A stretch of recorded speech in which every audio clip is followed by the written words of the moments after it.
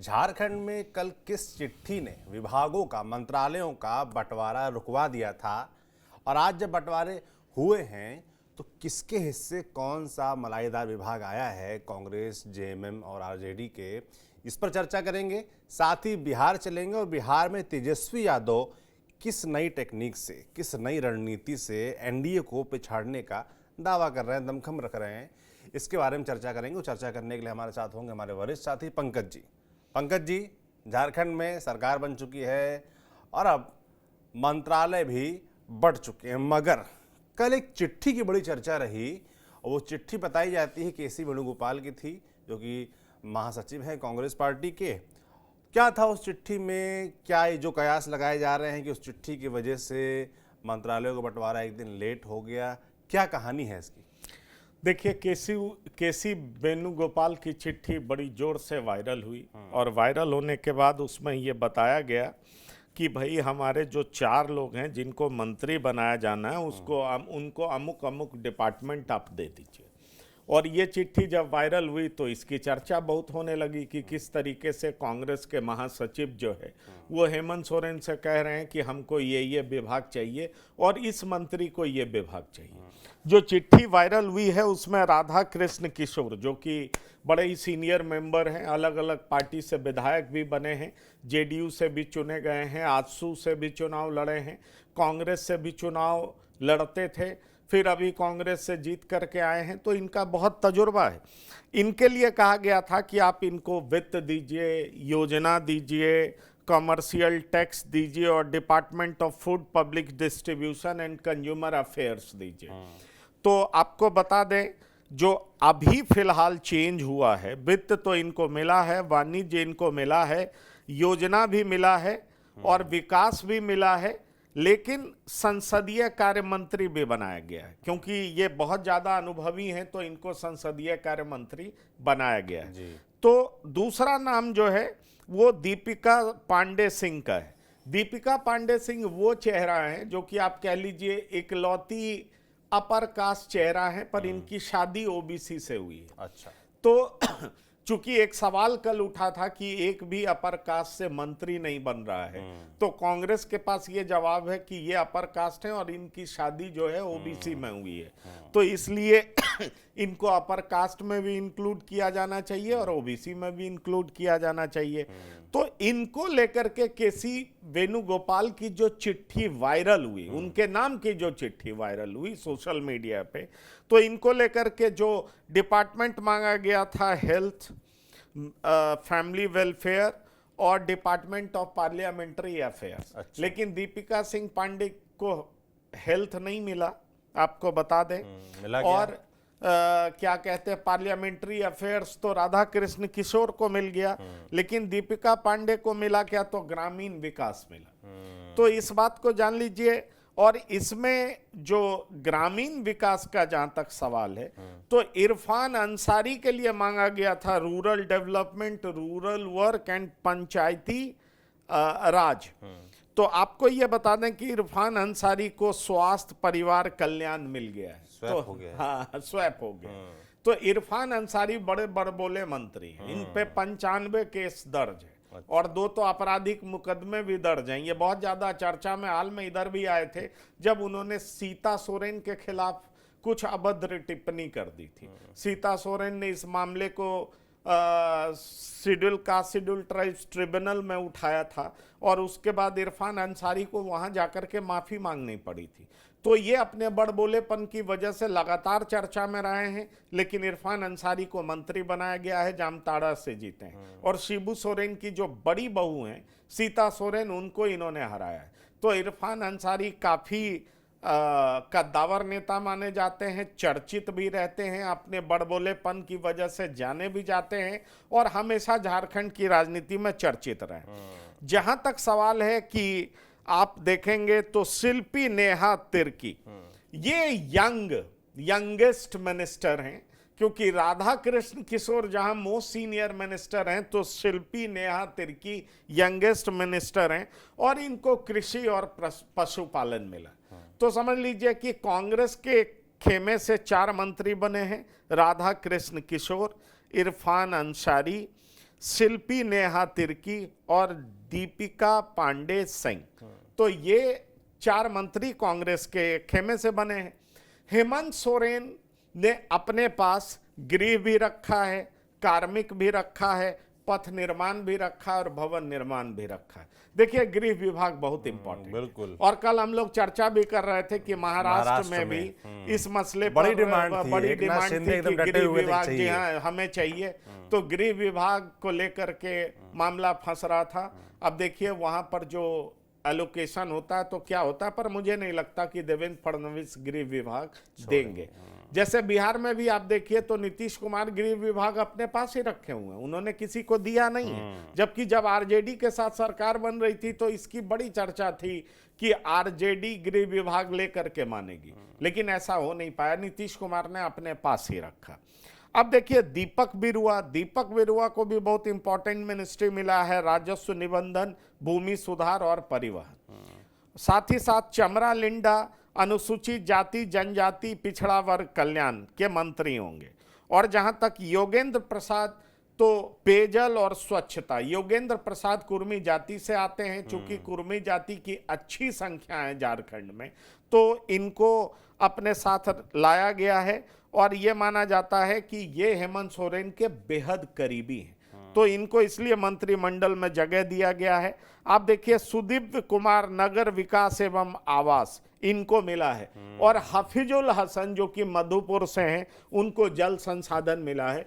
तो इस तरीके से 11 मंत्रियों का जो विभाग का बंटवारा है वो कर दिया गया है।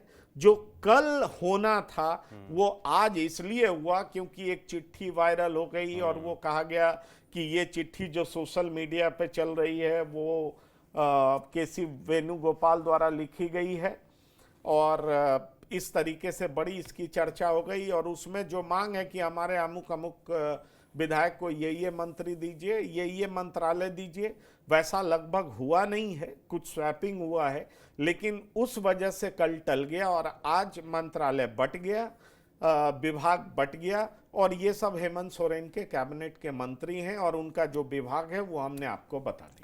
बिल्कुल, तो मंत्रालय बढ़ चुके हैं झारखंड में, सरकार बन चुकी है, अब काम करना है, डिलीवर करने का वक्त है। कितना डिलीवर करते हैं उसका हिसाब किताब भी हम लोग लेते रहेंगे, जनता से बात करते देखिए रहेंगे। इसमें 2 और नाम है जो मैं बताना चाहूंगा। रामदास सोरेन, आपको याद होगा रामदास सोरेन को मंत्री कब बनाया गया था, जब चंपई सोरेन बीजेपी में चले जी गए। जी, तो उनको कोल्हान से एक व्यक्ति को आगे बढ़ाना था, तो रामदास सोरेन को पिछली बार भी मंत्री बनाया गया। रामदास सोरेन फिर जीते और मंत्री बने। उन्हें स्कूल शिक्षा और साक्षरता का विभाग दिया गया, तो एजुकेशन डिपार्टमेंट और लिटरेसी इनके पास है, रामदास सोरेन के पास। और जहां तक सवाल है इकलौते मंत्री जो कि आरजेडी कोटे से बने हैं, संजय यादव। तो संजय यादव को श्रम नियोजन और प्रशिक्षण कौशल ये विभाग दिया गया। तो संजय यादव को जो विभाग मिला जो कि आरजेडी कोटे से मंत्री बने। और जहां तक सवाल है दीपक बिरुआ, चमरा लिंडा, रामदास सोरेन, हफीजुल हसन, ये सारे लोग वो हैं जो कि मंत्री बने हैं। किससे, तो आप ये देख लीजिए योगेंद्र प्रसाद और सुदीप्त कुमार, ये सारे जेएमएम कोटे से बने हैं। दीपिका पांडे, शिल्पी नेहा तिर्की, इरफान अंसारी और राधा कृष्ण किशोर ये कांग्रेस के कोटे से बने हैं। और एक संजय यादव जो बने हैं जिनको श्रम नियोजन और प्रशिक्षण विभाग दिया गया है, ये आरजेडी कोटे से बने। बिल्कुल, तो बंटवारा हो गया है, बाकी देखते हैं कैसा रहता है काम धाम, जनता जज करेगी, हम भी देखते रहेंगे, सवाल पूछते रहेंगे। अब चलते हैं झारखंड से बिहार की तरफ। बिहार में तेजस्वी यादव की यात्रा जारी है और कल हम चर्चा कर भी रहे थे कि किस तरीके से उन्होंने अपनी यात्रा का अगला फेज शुरू किया है। 15 तारीख से नीतीश कुमार अपनी यात्रा शुरू करने वाले हैं और अब से लगभग 1 साल बाद बिहार में चुनाव होने हैं, तो जाहिर सी बात है यात्राओं का दौर जारी रहेगा। साथ ही एक दूसरे के खिलाफ रणनीति बनाने का दौर भी जारी रहेगा। तेजस्वी यादव यात्रा पर निकले हुए हैं। कल आपने बताया कि कैसे वो अपना एमवाई फैक्टर फिर से दुरुस्त करने में लगे, क्योंकि उनको उपचुनाव में लगा कि मामला यहाँ से भी दरक रहा है, अपना जो गढ़ है, जो अपना बेस वोट बैंक है, उसमें भी मामला गड़बड़ा रहा है। इसलिए तेजस्वी फिर से यात्रा पर निकल गए हैं। मगर सामने है एनडीए जो कि एकजुट नजर आ रही है, तमाम उसमें दल हैं। कैसे मैनेज करेंगे तेजस्वी? देखिए, आपको एक बात बताना हम चाहेंगे कि तेजस्वी का कार्यकर्ता संवाद यात्रा है। कार्यकर्ताओं को एक्टिवेट करने के लिए, उन्हें कैसे अपनी बातों को रखना है, उसको बताने के लिए तेजस्वी यादव कार्यकर्ताओं के बीच में जा रहे हैं और ये तीसरे चरण की यात्रा है। बिल्कुल। आपको हम ये भी बताना चाहेंगे कि तेजस्वी यादव के सामने कई सारी चुनौतियां हैं जिनसे निपटने के लिए तेजस्वी यादव तैयारी कर रहे हैं। इसी बीच जब वो मुंगेर पहुंचते हैं तो एक मुस्लिम एजुकेशन के लिए एक आप कह लीजिए इंस्टीट्यूशन है वली रहमानी साहब के नाम पर। तो वहाँ पर वो पहुँचते हैं और लोगों से मिलते हैं और कहते हैं कि देश में सेकुलरिज्म बरकरार रखने के लिए हमें जो भी करना पड़ा है हमने किया है और आगे जो भी करना पड़ेगा हम करेंगे। तो इसको लेकर के सियासत काफ़ी ज़्यादा तेज हो गई है और ऐसा तेजस्वी यादव ने इसलिए किया क्योंकि वो मुंगेर में अपना कार्यकर्ताओं से मिल रहे थे, लेकिन मुसलमानों का वोट दरक रहा है। कहीं ना कहीं मुसलमानों को लग रहा है कि उनका इस्तेमाल होता है और उनकी जो आबादी है उसके अनुसार उनके रिप्रेजेंटेटिव लोकसभा या विधानसभा पहुंच नहीं पाते हैं। तेजस्वी यादव को जब उपचुनाव के परिणाम मिले और ख़ास तौर पर आप बेलागंज देखें जहां पर सुरेंद्र यादव के बेटे हार जाते हैं। सुरेंद्र यादव का उस जगह पर 35 साल तक पकड़ मजबूत रहा है और उसके बाद अपने बेटे को खड़ा करते हैं क्योंकि सुरेंद्र यादव लोकसभा पहुंच जाते हैं। वहां हार मिलती है क्योंकि मुसलमान बड़ी संख्या में जनसुराज पार्टी के उम्मीदवार को वोट कर देते हैं। तेजस्वी यादव को दूसरा झटका लगता है रामगढ़ में, जहां बिहार प्रदेश अध्यक्ष जो आरजेडी के हैं जगतानंद सिंह, उनके बेटे अजीत कुमार सिंह हार जाते हैं। वहां भी यादव अजीत कुमार सिंह को वोट नहीं करते, यादव बसपा को वोट करते हैं। यहां मुसलमान जनसुराज पार्टी को वोट कर देते हैं।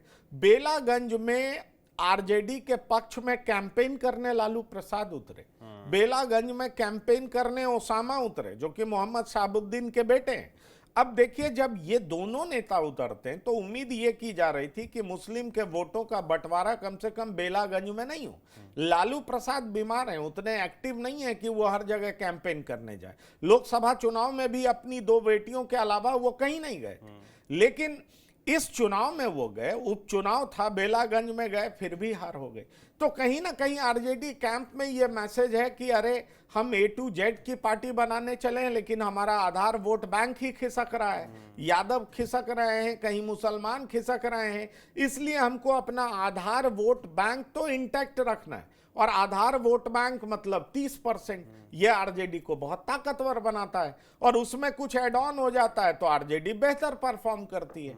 अब देखिए, इस उपचुनाव के बाद कहीं ना कहीं आरजेडी कैंप में अलार्मिंग बेल बजा।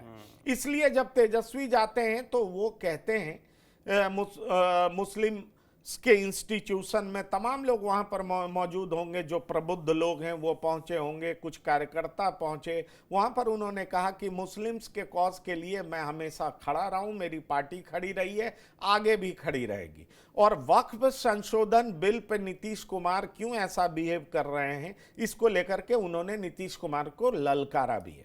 तो निश्चित तौर पर आरजेडी की जो मंशा है उसको पूरा करने में लगे हुए हैं। पर एक बड़ी बात क्या कह रहे हैं तेजस्वी कह रहे हैं कि हमारी सरकार आएगी तो हम 200 यूनिट बिजली फ्री देंगे। देखिए, बिहार में बिजली को लेकर के भूचाल आया हुआ है, स्मार्ट मीटर लगाया जा रहा है। स्मार्ट मीटर में बहुत सारे डिस्क्रिपेंसीज की खबरें आ रही हैं कि उसमें बहुत सारी कमियां हैं, बहुत ज्यादा बिल आते हैं, उससे लोगों को दिक्कत होती है और एक बार जो बिल आ जाता है उसका भुगतान हो नहीं पाता है। तो जब ये सारी बातें होती हैं तो परेशानियां कहीं ज्यादा बढ़ जाती हैं।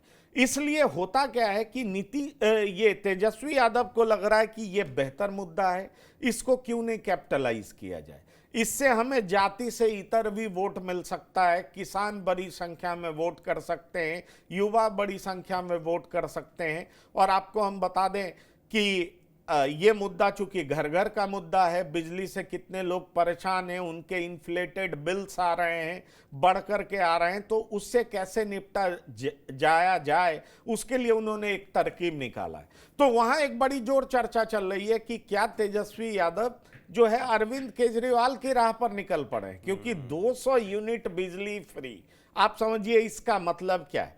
देखिए, आपको बताना हम चाहेंगे कि दरअसल जेडीयू सोच रही है कि महिलाओं को और साधा जाए।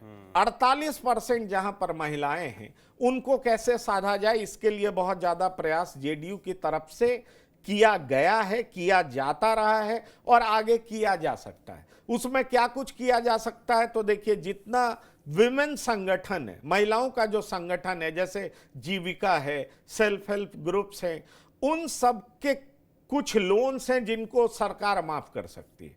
और साथ ही साथ जो 3 राज्यों का अनुभव है, वो है महाराष्ट्र का, वो है आपका मध्य प्रदेश का, वो है झारखंड का। तो किसी तरह की योजना भी लागू की जा सकती है।